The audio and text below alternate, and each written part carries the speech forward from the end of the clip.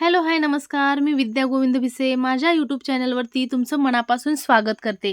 तर आज आमच्या दारातील ब्रह्मकमळाला किती फुलं आले आहेत टोटल तुम्ही पाहू शकतात आणि त्याची तुम्हाला एक माहिती सांगते, महत्त्व सांगते विशेष. तर कमळ हे भारतातील अत्यंत दुर्मिळ व सुंदर पवित्र फूल मानले जाते. याचे शास्त्रीय नाव सॉस्युरिया ओबव्हॅल्टाटा असे आहे. हे फूल प्रामुख्याने हिमालयातील उत्तराखंड, हिमाचल प्रदेश तसेच नेपाळ आणि भूतानच्या उंच पर्वतीय भागात आढळते. हे साधारणपणे जुलै ते सप्टेंबर या कालावधीत फुलते. ब्रह्मकमळाला खंड राज्याचे राज्यफूल म्हणून मान्यता देण्यात आली आहे. हिंदू धर्मात या फुलाला विशेष धार्मिक महत्त्व दिलेले आहे. असून सुद्धा भगवान ब्रह्मा, विष्णू, शिव यांच्या पूजेमध्ये तसेच बद्रीनाथ आणि केदारनाथ यांच्यासारख्या पवित्र मंदिरामध्ये हे फूल अर्पण केले जाते. ब्रह्मकमळाचे सौंदर्य अधिक सुंदर आणि दुर्मिळपणा यामुळे हे शुद्ध पवित्रता आणि अध्यात्माचे प्रतीक मानले जाते. अनेक लोक घरात रात्री उमलणाऱ्या ब्रह्मकमळाला कॅक्टसच्या फुलाला ब्रह्मकमळ समजतात, परंतु ते खरे हिमालयन ब्रह्मकमळ नसते. खरे ब्रह्मकमळ म्हणजे सॉस्युरिया ओबव्हॅल्टाटा ही हिमालयातील थंड व उंच प्रदेशात नैसर्गिकरित्या वाढणारी एक दुर्मिळ वनस्पती आहे.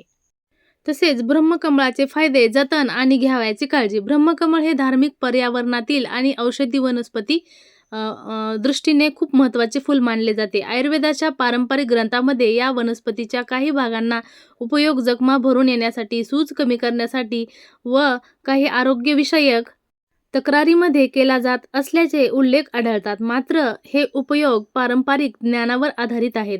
कोणत्याही आजारासाठी ब्रह्मकमळाचा स्वतःहून औषध म्हणून वापर करू नये. अशा वेळी नेहमीच तज्ज्ञ वैद्यकीय किंवा आयुर्वेदाचा सल्ला नेहमी घ्यावा.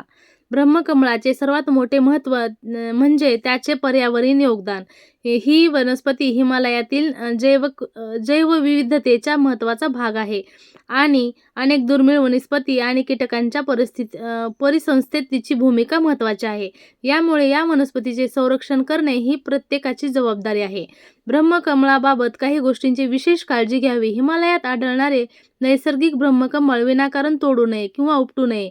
अनेक ठिकाणी त्याचे संरक्षण केले जाते. जंगलातून किंवा संरक्षित क्षेत्रातून हे फूल आणणे नियमांच्या विरोधात असू शकते. तसेच घरात रात्री उमलणाऱ्या कॅक्टसच्या फुलाला अनेकजण ब्रह्मकमळ समजू लागतात, परंतु ते खरे हिमालयन ब्रह्मकमळ नसते. त्यामुळे या दोन्ही वनस्पतीमध्ये गोंधळ करू नये.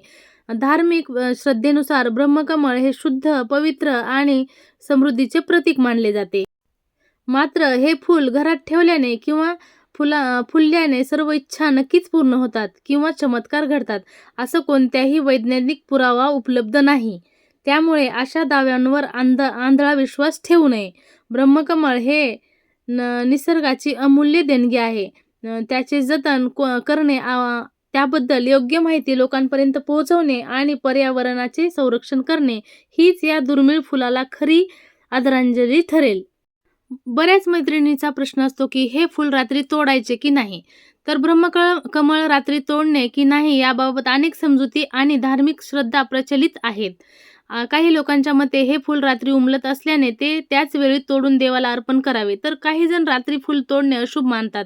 प्रत्यक्षात ब्रह्मकमळ रात्री तोडू नये असा कोणताही वैज्ञानिक पुरावा किंवा सर्वसामान्य धार्मिक नियम नाही. जर पूजा किंवा धार्मिक विधीसाठी फूल तोडणे आवश्यक असेल तर ते अत्यंत काळजीपूर्वक आणि आवश्यक तेवढेच तोडावे.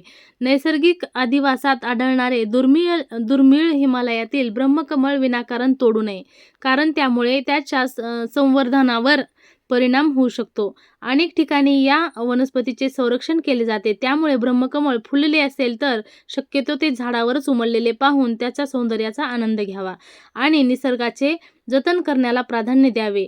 श्रद्धा आणि पर्यावरण संरक्षण याचा समतोल राखणे हीच सर्वात मोठी जबाबदारी आणि भूमिका आहे.